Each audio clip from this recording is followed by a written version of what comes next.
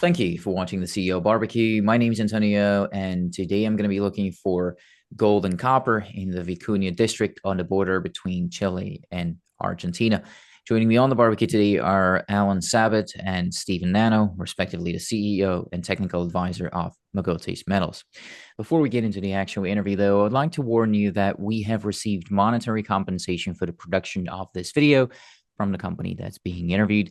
Please understand that this channel is a business that sells content producing services to companies, which means you cannot rely on this video for research, and you should treat this as an advertisement instead. Research is conducted by reading the company's official filings, which you can find on setterplus.ca. Please only watch this if you know what you're doing. This interview is intended only for experienced junior mining speculators because mineral exploration, development, and mining is a very tough business where failure is the norm. This is going to be a conversation that is general and impersonal in nature, containing forward-looking statements. I am not a licensed financial advisor, so before continuing on, please talk to an investment advisor with a good long-term track record because your capital is at risk, and I am neither a licensed financial advisor nor do I have a good long-term track record.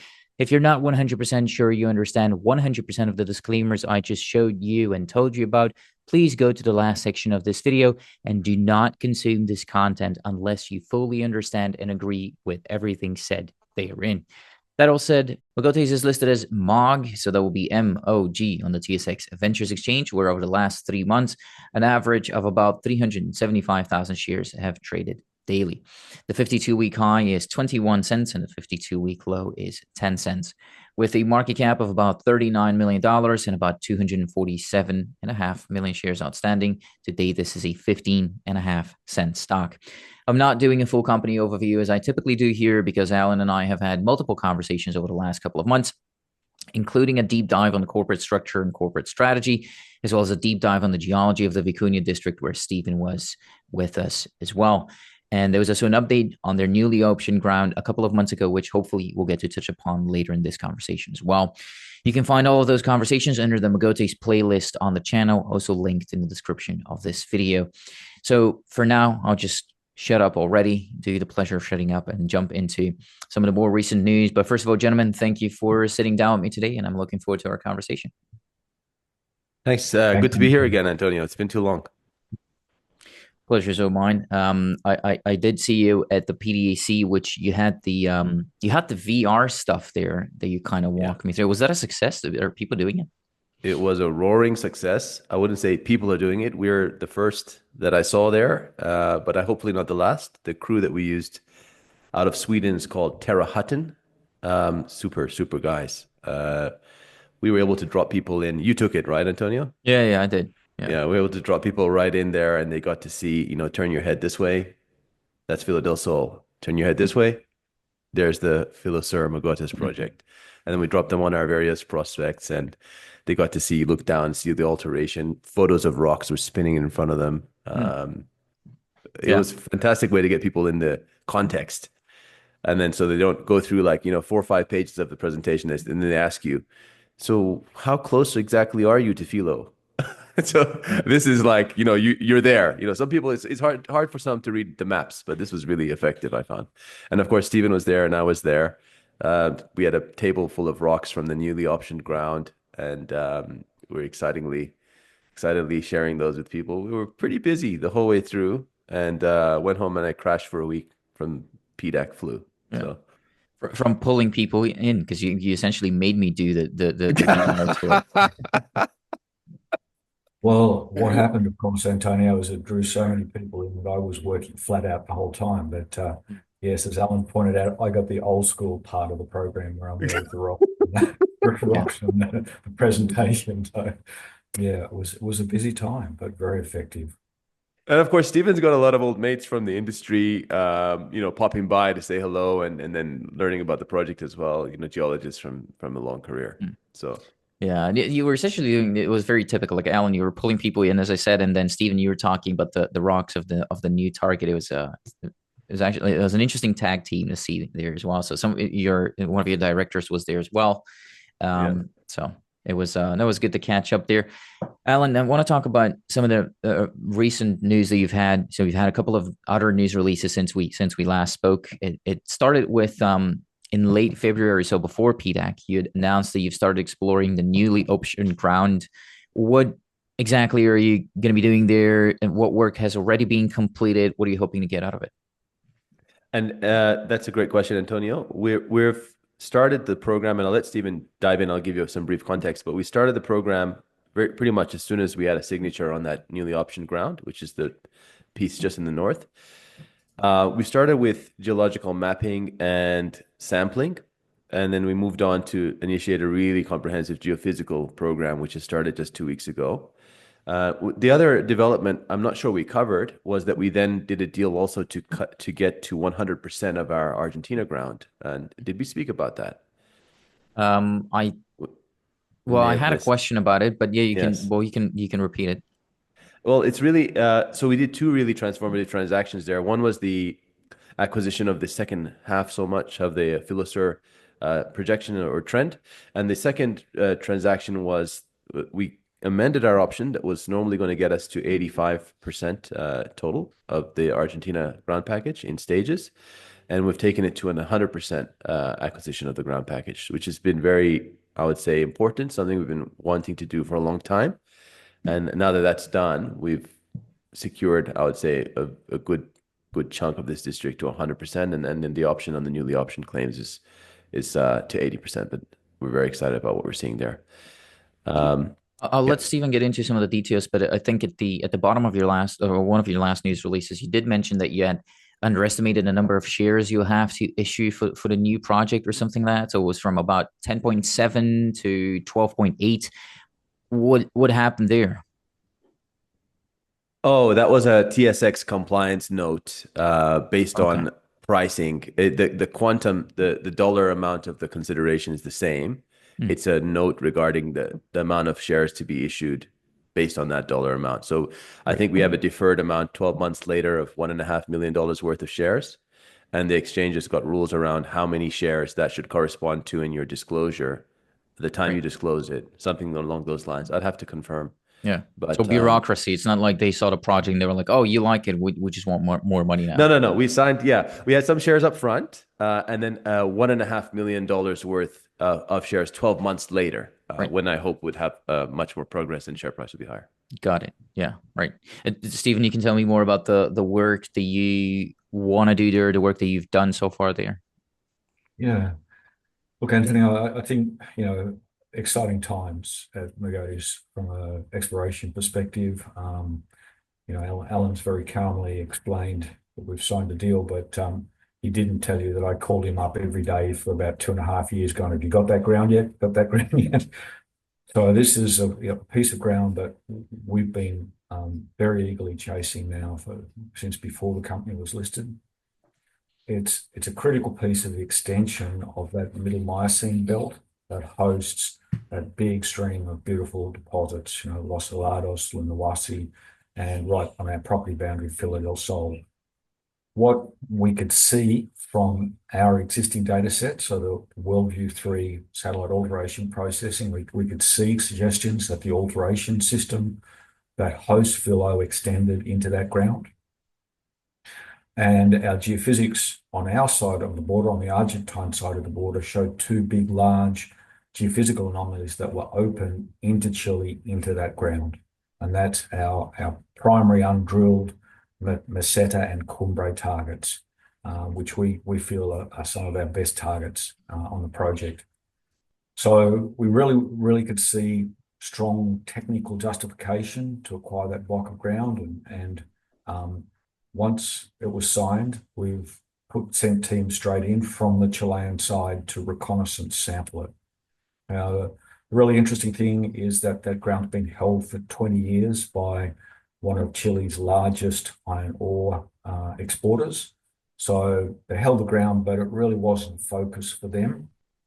They had done some initial exploration that had shown a really big copper gold stream sediment anomaly that affected straight into our alteration systems, but they hadn't followed that area up of the tenement.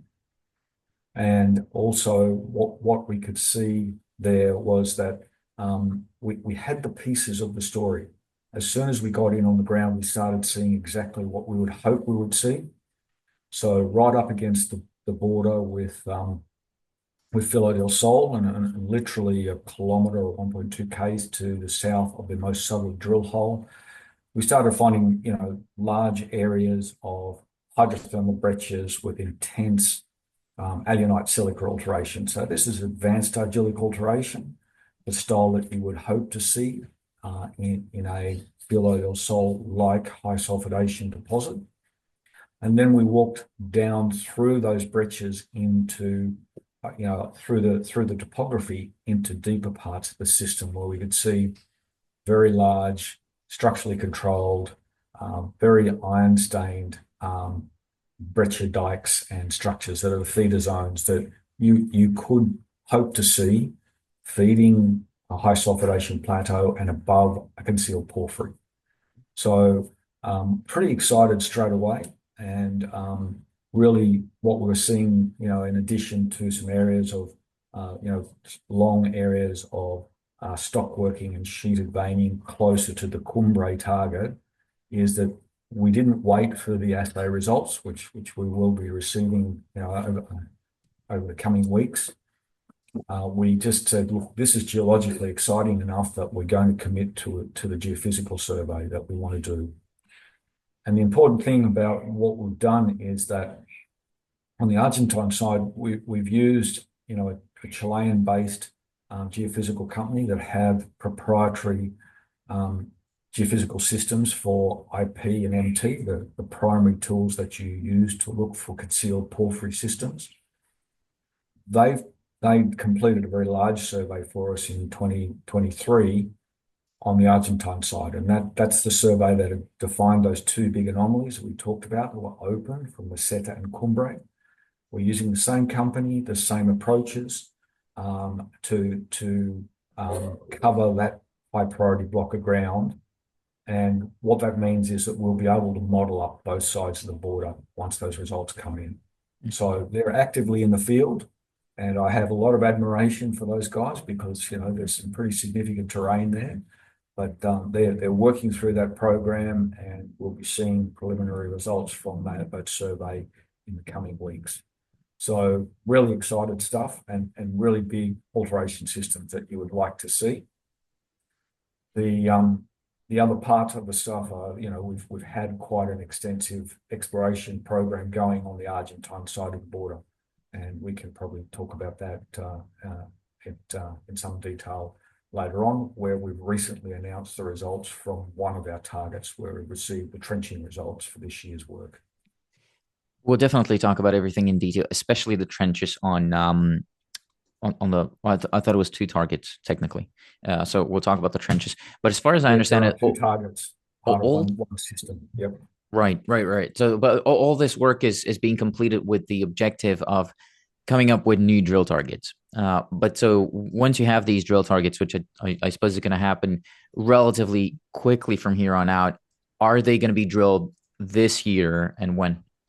Yeah, the plan here, Antonio, is with the new geophysical work, the geological work, all of what Stephen's outlined in the newer targets in the north, in the newly optioned claims, and the results of the trenching combined with all of our, 2 years of additional work that we've done, we're going to put together a really comprehensive, planned set of drill holes. It's looking likely, and I've started to come to grips with the timing here, that we're going to come in October and in November this year, later this year, and then go after all those targets. Now we've got the time post this season and after all this work comes through to really put together some interesting work and analysis and integrate all of that into a comprehensive program. Stephen, anything else that you would say on that? Yeah, look, what I would say is it's important to remember, Antonio, that we're doing the first work that's ever been done on this alteration system that's literally a kilometre south of Filo del Sol in Chile on the new ground. So we need that data to be able to target and drill these holes. And we've taken from the start a systematic district scale exploration approach to this, and this is a critical piece of the story. So our objective here is to have all of those bits of data in place for us to sit down and target what we remember. We have, nine targets within our project, and that may actually increase once we get the geophysics from the Chilean side. We need to be able to prioritize and test the best targets.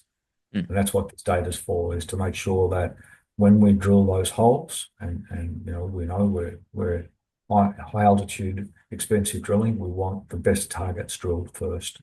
So that's what we're doing, getting that information. In the case of the CMP ground, first pass work straight through to geophysics and geochem, and we'll be ready to drill test in the spring, Southern Hemisphere spring. Right. Well, so you're going to be able to drill test what in Q4 of this year drilling, and then the results Q1 of next year, or do you think you could still have some assays late this year?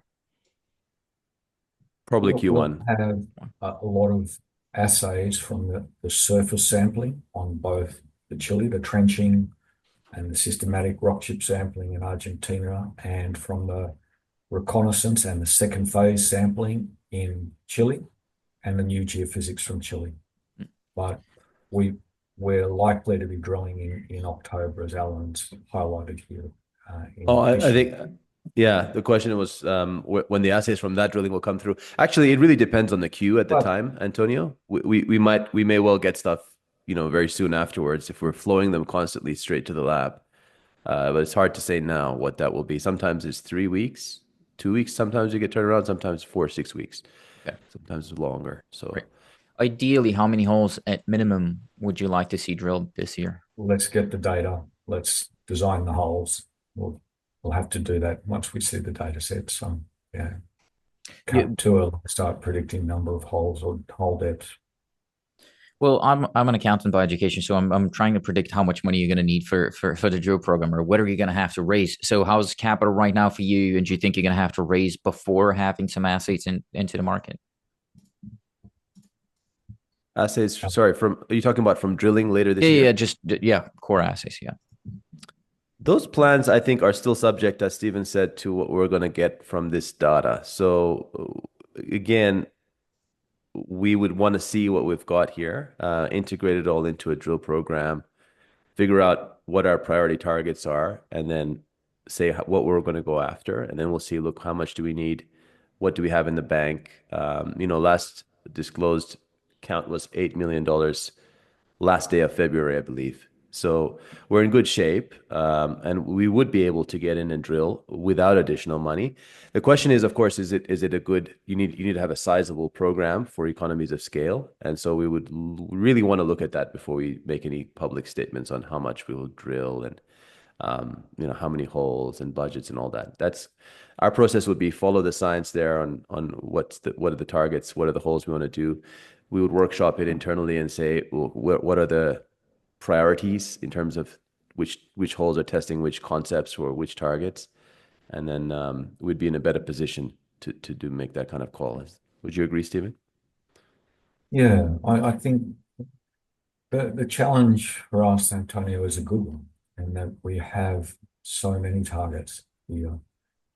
For a junior company, typically, in a project, you may have one or two target areas. We have nine plus target areas within our project, and we really have to sit down here and use the science to make sure we can drill the best targets, because we can't drill all of them. Right. Well, that's exactly what my first thought was when Alan actually asked you, what do you think, Stephen? And I thought to myself, if it was up to Stephen, he would just spend all the money in the world drilling all the targets, probably, because he's a geo. Try and remember, I was the vice president and then the CEO of a company, and responsible for raising all the capital and spending it judiciously for a very long time. And I am a company owner myself. I'm not a crazy spender here. I'm do the good science and make sure that you judiciously spend the money to test the best targets. Yeah. So, well, kind of like me, as I said, I'm an accountant by education, but a cowboy at heart. So if I had all the money, I would just drill all the deep holes that I could. But those are very conflicting modes of Yeah, living, cowboy and yeah, I accountant. know, Well, you I should, yeah. know. Try to walk in my shoes and I know exactly what it is, or try to walk in my wife's shoes. See, that's even challenging. Um, Drill permits and everything else, kind of from the call it ESG perspective, if you will, are they already submitted, taken care of? You can just go and drill, or do you still have to do some paperwork? There's always paperwork in this part of the world, Antonio. But the important thing for us is that we've been able to do, extensive work here. I don't even drilled here before as a, proof of concept, if you will. So the mining licenses allow for drilling, and you just kind of have to do a little bit of paperwork just before you want to put the drill hole in and Right. inform where you're going to do it. So it's not an issue Okay. or an impediment in any way. We're ready to go, and we've done it before, and we'll do it again. I also don't And think, or well, at least I hope perhaps there's no there, people. Alan, Oh, go ahead. sorry, Antonio. Perhaps there is a good lead in to talk about the logistics of operating from the Chilean Argentine border region.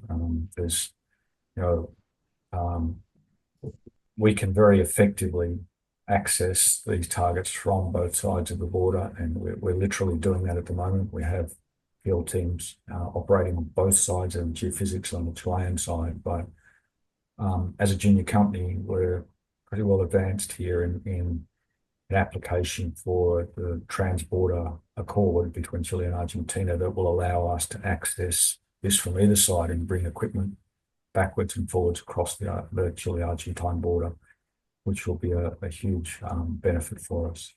Right. So we're lining everything up that's needed here to be able to effectively test these targets in sensible, prioritized order.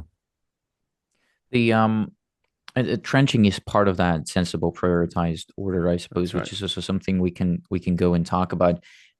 It's actually what I want to talk about maybe the most here today. So, Stephen, I guess that's also your part. But so your best intercept that I saw in that news release was 33 meters of 0.64 grams gold.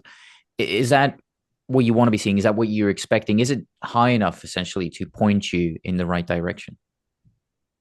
Yeah, so what you're talking about there, Antonio, is our lowest altitude target. It's Yeah. at Cruz del Sur stockwork area that we put a news release out on about a week and a half ago. Look, what we seem to have there, and the deep geophysics suggests that there's a big buried intrusive system that's driving all of that. The targets are related to one big system. The grades that we're seeing are really very encouraging. Do we anticipate and need higher grades or broader intersections of that style of mineralization? Yes. But what the trenches have done has it's supported and with these targets, what we're looking for is coincident sets of independent information that tell us to go to the same place.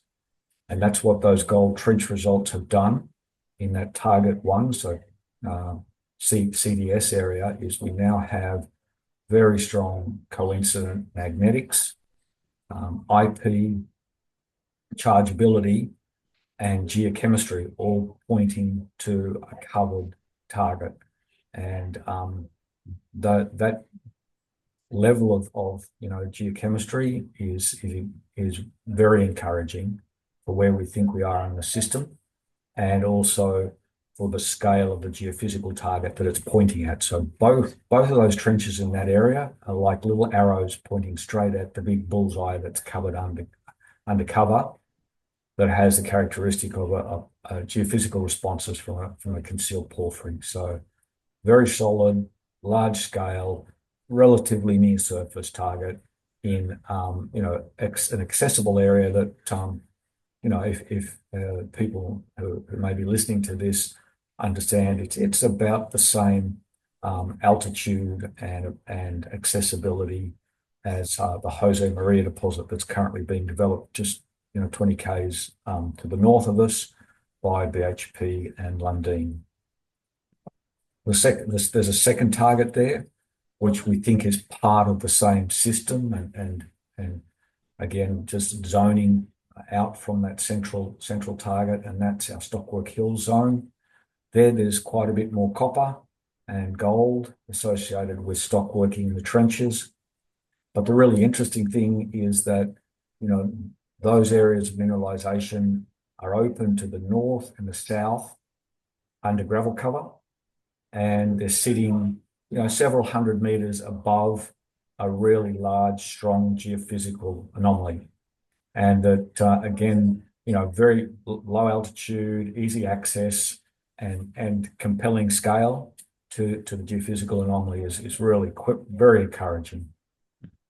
So two things here. We have the data sets now. We'll be able to directly drill holes and calculate, drill meters, drill vectors, and have that ready for testing, as Alan's pointed out, probably sometime in the October, November window.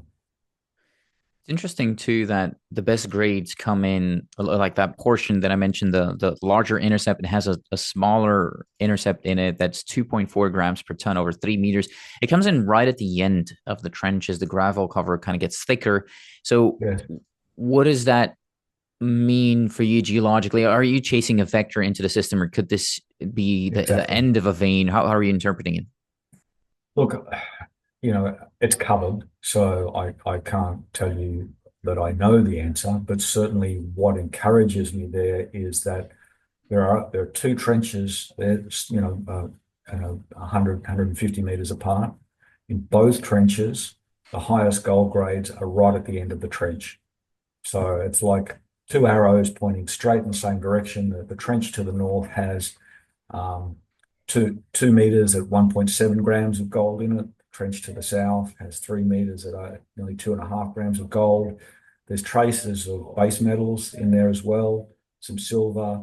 It's a very, very compelling, and in fact, from an exploration perspective, it's pretty nearly as easy as X marks the spot.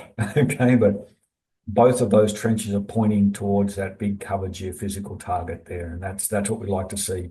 There's other pieces of information there that are taking us to the same place, and that all of them point to a target of scale. You are looking for a copper gold porphyry here, but I don't see any copper in this specific trench. What's that telling you about the system, or about where in that system you may be? Yeah, look, at a geochemical level, the gold is really its strongest association is with copper, even though that it's low grade. So that association is encouraging, but what we may be seeing here is that we're in the outer zone of a gold-rich porphyry, and that's not a bad thing to have. There is, however, zinc and moly in this. We're still talking about the CDS samples. So, looking at your Pathfinder element ratios, maybe does that mean that this is, or could it mean that this is a peripheral or a transitional zone of a porphyry, or how do you interpret that part? That's it. You want a job as a geologist, man? Come on down. That's exactly what we think is going on. But we're in that outer precious metal plus or minus base metal halo that you see in classic porphyry models, and that's exactly what you would expect to see. And it's also consistent with the alteration that we're seeing in the trenches, which is phyllic. It's intermediate argillic transitioning in phyllic. So again, it's vectoring and pointing, but we're in that sort of halo zone. That's how we're interpreting it. Yeah. An encouraging place to be. If you need someone to dress up and cosplay as a geologist, I can do that. I can pretend Come to on know down. something about Come geology. I on don't really down. know what I'm talking about. There's Always looking for people prepared to get out and take samples. Antonio, your pretending is still better than all the analysts that pretend. I think you're getting you're getting there. I I even bought like a geologist hat. Maybe I should wear it during these interviews to make it look more legit. I know that Valet drilled a hole there too, or I think Valet drilled a hole there too. Does what you're seeing there coincide with the geochemistry of the historic hole that Valet drilled, which I believe that ended in strong moly too? Yeah, so in fact, they drilled two holes. One of them was drilled off the southern end of the Stockwork Hills target, and that's Yes, the one that has the significant moly and some low-level copper and gold in it, but significant moly. I think Else, excuse me. we were talking about CDS, right? Yeah. So Vale We're drilled in talking the Vale drilled in the about, Stockwork Hills target. okay. So that's what I said. the hole Yeah. that you're seeing up there at CDS is actually a hole that we drilled in our campaign in 2024. Oh, Uh, that's a whole okay. yes, What was the okay? So what was the geochemistry of that one? but back to Of Stephen. our hole or the valet holes? No, your hole at CDS. We'll get to the Valley Right. holes at Stockwork Yeah. Hills as well, Okay. but No, look, again, what we think we've done there is drilled into the phyllic halo of the system, and it actually intersected some really encouraging geochemistry if that interpretation is correct, because it had over 130 meters at anomalous gold and zinc in it, and in intervals there of over a gram and a half of gold and percent zinc in it. But there are also spikes in the copper base metals and gold. And if you have a look at those, they look like they're peripheral porphyry D veins.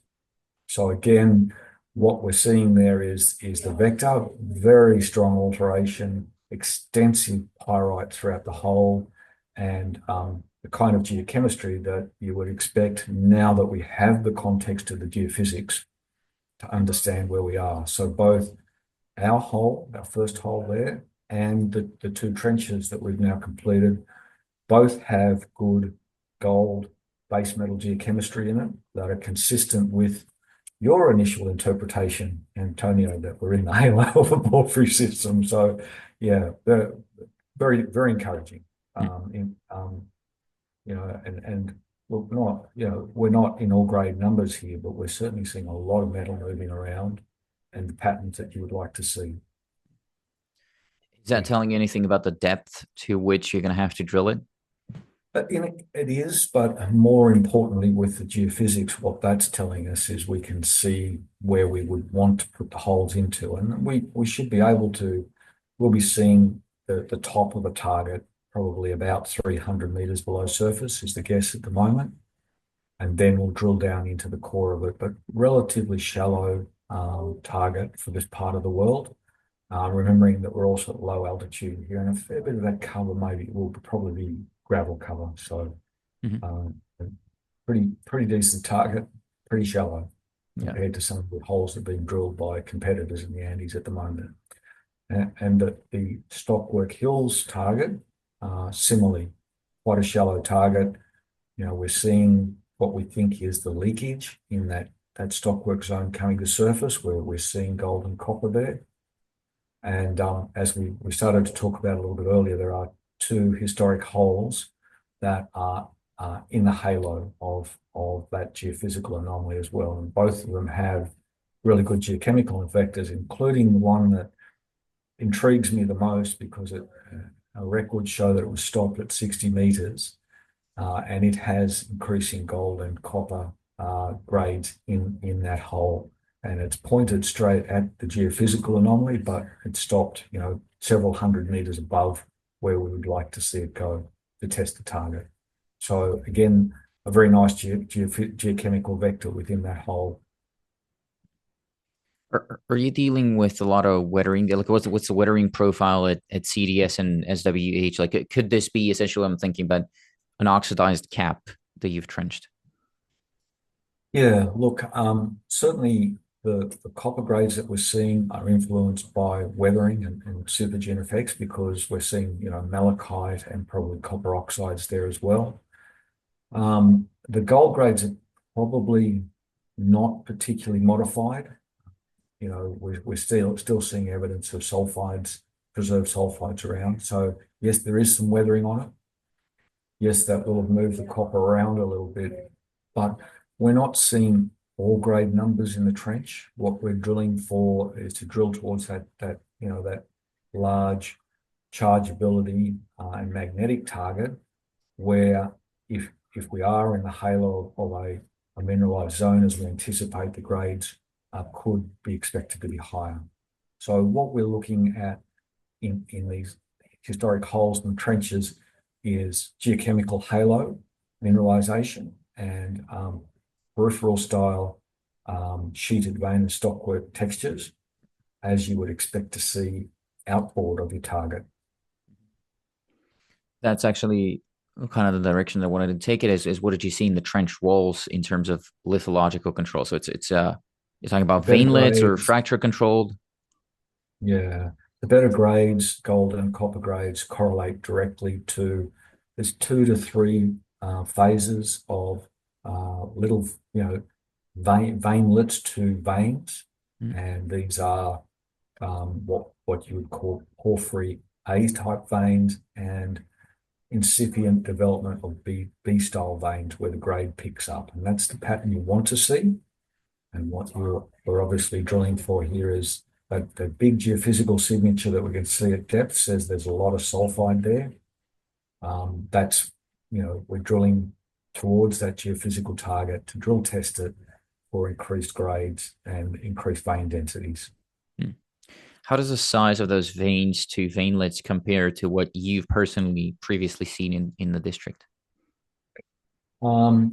Look, the density is quite encouraging. The veinlets are fine to medium sort of grey size veinlets, but we're seeing a lot of veinlet density, and we're seeing the kind of textures that we would like to see if we're above or lateral to a system, and that's what everything points to there. Right. Okay. Yeah. So So, sorry, go ahead. no, you can go ahead. You can tell me more about that. That part is interesting. I mean, the veins and what you're seeing in terms of Yes, lithological control. that's right. Yeah, yeah. Yeah.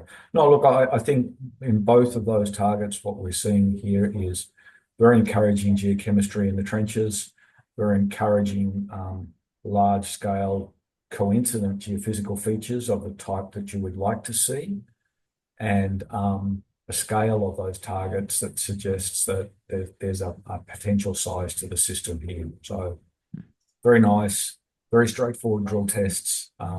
We now have the data that we need to be able to effectively target those holes. Yeah. The two. And that's the level of information that we're looking to gather now at the other targets that we're talking about, like Meseta and Cornbray and some of the other drill targets that we're preparing. Mhm. Yeah. The two targets do seem different geochemically. I mean, Stockwork Hills target shows 147 meters of zero point 0.2 grams of gold, but there's also copper in there. So there's 600 ppm, I believe. What's your interpretation of the variability between the two targets in terms of the geochemical signature? The magnetics suggests that we're dealing with um, different parts of a same central intrusive that's buried at depth.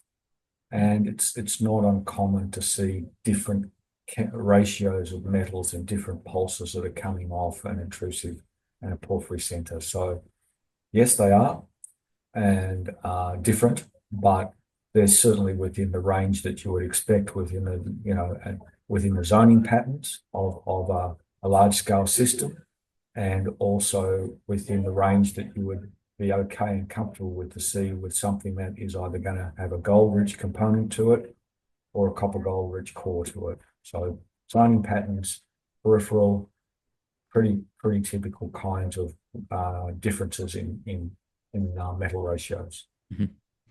And you're looking at a holistic view here would be the combination with the alteration assemblage that you mentioned. You mentioned cerussitine clay silica alteration here. Um, That's in CDS in the peripheral holes and trenches. We're seeing, yeah, intermediate argillic alteration, so illite cerussite, and phyllic, so cerussite dominated alteration, but all of it is very pyritic. So there's a lot of sulfur moving around, and as we've said there's a lot of encouraging geochemistry. But at this stage is gold and zinc dominated, but that's fine if we're in the peripheral part of a system as we think we are, the epithermal part of or a base metal halo, to a base metal precious metal halo to a very porphyry. What do you want to see there for you to consider this success? I mean, if you sink a couple of holes in there, what is the grade by Dude, width profile that comes up yeah. that would make you happy? Look, we would like to see hundreds of meters at percent equivalent copper gold. That's our objective here. We're not here to muck around with technical successes. We're trying to drill for discovery, and we understand what that will take in this part of the world that we're exploring. These need to be significant and economic style intersections. Now, you know, this exploration is a process, and you can see with the first hole that we've drilled there, we've drilled it, we've hit some encouraging metal grades, encouraging alteration information. It's a data point then that tells us where that we're in a metal bearing system, and we haven't drilled the best part of it yet. So, we're drilling for discovery, but this thing these things take time, they take thought, they take information to do. So objective here, drill for discovery, but every drill hole is a data point that helps us vector this. Mm-hmm. Yeah. Having discussed these two targets and touched upon a couple of others before that, and in previous interviews, I think we've walked through basically all the targets that you have here, 9 of them. If I gave you a free drill rig tomorrow, what's the first target you would go and drill? Out of these two or out of the portfolio? Out of all of them, so 9 targets in total, right? Look, I feel that the targets that we've just been talking about are beautiful targets. Any junior company would be excited to have those targets, but I can see that Meseta and Cumbre are right on that middle Miocene arc that is, the place where Philo and Lunahuasi are formed. It's on that same belt. Those are the targets that to me have scale. Obviously what we're looking for there is evidence on the Chilean side of a center or a heart of that system that we can drill into. There we're seeing evidence of both high sulfidation style, so advanced argillic alteration and breccias that are consistent with, the style of mineralization next door, and evidence for deeper porphyry systems. So yeah, that's where I go. But clearly we need the data that's being gathered at the moment to optimally position drill holes up in there, because we're talking about very large scale alteration systems, lots of metal moving around, and a drill hole's about that big, and you've got to get that into a multi-kilometer scale system to make a discovery. So we're getting the information here to drill to define the targets, hopefully to the level that we have Course del Sur and Stockwork Hills constrained, where we can see really where we need to drill now to optimally test the target.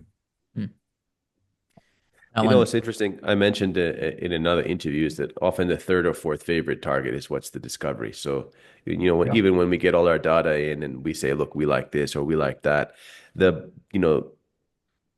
step change in data when you start drilling is significant. So things will reshuffle around, and we don't necessarily know what will be a discovery just talking about it now in our armchairs.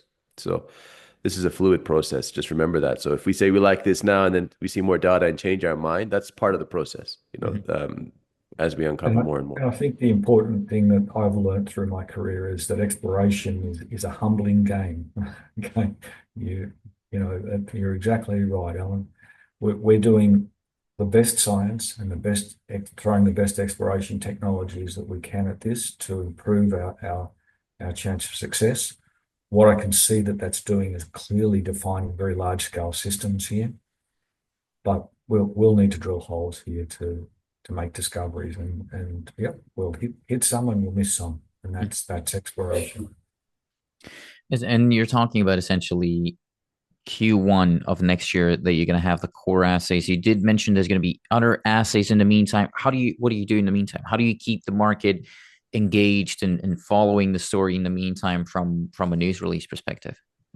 Well, I also said that we could potentially get them Q4 this year as well, depending on the Q. As we'll hit the ground and start getting the stuff straight to the lab.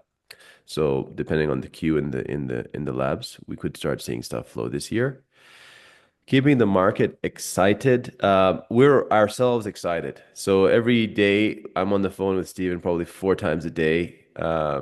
Doesn't matter what time it is for some reason for Steven to call me, but when I have to call him, it needs to be a good time for him. But we're excited ourselves because what we're seeing is really, really awesome stuff. So I'm confident that as we share what we're seeing and the results of our work in the northern newly optioned claims and further work like we've done here at Cruz del Sur, where we took the trenches, combined it with our previous work, and came up with an interpreted target here that we think is an exciting one to drill. We'll share more and more of this, and that's engaging. You don't get more exciting exploration plays like that you're situated in such a setting with multiple discoveries and that you have multiple targets and that with a team that has taken the time and the expense and managed to go through the process of working up the targets to this level, consolidating the claims. So it is exciting. And we are excited, and I think that should naturally excite people who are interested, right? And I think a key part of that equation too, Alan, is that we're literally on the property boundary of a giant copper gold silver system and directly on strike for a belt now that has produced three major discoveries in the short term. And you know, there we're dealing here with our adjoining companies here that have billions of dollars of market cap, and you cross our property boundary and you're dealing with a 30 to $40 million market cap. That's a huge change when the geology doesn't stop at the property boundary. The potential for a real discovery here is very exciting. Yeah, and you want to talk about let's like timelines and news flow. Really, what's happening is we're going to be putting out what we're seeing this season. I think that should flow into, we've been doing it pretty consistently in the last few weeks, and it'll flow into May. And then you'll see our interpreted, targets and drill plan. And then before you know it, we're basically saying we're deploying up there to start drilling. And we'll be hearing from that campaign. So it things move fast, and you're gonna blink and open your eyes, and our market cap hopefully will be a bit different when you open your eyes, and we'll have made a discovery. But yeah, let the stuff come through in the next few weeks, and we'll have a good picture of what's going to be happening Hmm. Well, in the more and distant you future. mentioned it a couple of times. This is big exploration. It's high altitude, it's steep, and it's big, which oftentimes means again you'll need a lot of money to do a proper exploration program. Would you consider, and I know we've talked about that before, but maybe your opinion has changed on it since you went to a couple of conferences at PDC, stuff like that. Would you consider getting a strategic in, a JV of sorts, either equity or asset level? We would consider a strategic investment into the company um, as a shareholder so that we're able to then go and explore and we're supported kind of financially long term. Certainly, there have been people knocking and looking and talking to us and proposing this sort of stuff. But our interest, we're almost at the line where we're able to take this to the next step and drill out these really good targets ourselves. So it changes the risk of this project significantly. We're not looking at just moose pasture. Mm. So we're in a good position. We're, I would say, the belle of the ball. Options are open to us in either direction. Primary goal here is do it ourselves, make the discovery ourselves. Yeah. Yeah. Is there room for a strategic though, given the involvement of that secret South American mining company they have in there? I mean, again, you don't have to tell me who they are. Tell me if you want to. But you talk to them. I suppose. What are they telling you about getting a strategic in? Is that something they would be okay with? Is that something they would be against? We've got the ability to maneuver in any direction we need to. That party is not one that's going to tie our hands in any direction. Okay. That's the summary view. Um, And then again, look at how this is unfolded in the district just next to us. There are two parties, Lundin Mining and BHP. They're both big. Obviously, BHP is a slightly bigger brother. But you'll see consortiums come in for all these big copper projects. They're large capex projects, so often a Japanese minority interest. Two Western mining companies, sometimes even three, for these big projects. So there's room for everyone to play at the same table. And one of the things people are looking at, companies and countries are looking at, is securing supply more so than taking all of the economics. And so you'll find, consortiums, I think, where different mining companies from different countries are looking to secure supply more so than compete on getting all the economics from whatever the project is. So I think even with other projects in our district and in the Andes, you're going to see more and more of that. That's the whole how the whole district is going to develop is very interesting to me. Of course, not something I try to follow up close, although I missed out on the first part of the upfront in the district. You talk about your market cap being potentially different next time we speak, or as the story develops, Alan. Yeah. I haven't seen much insider open market buying.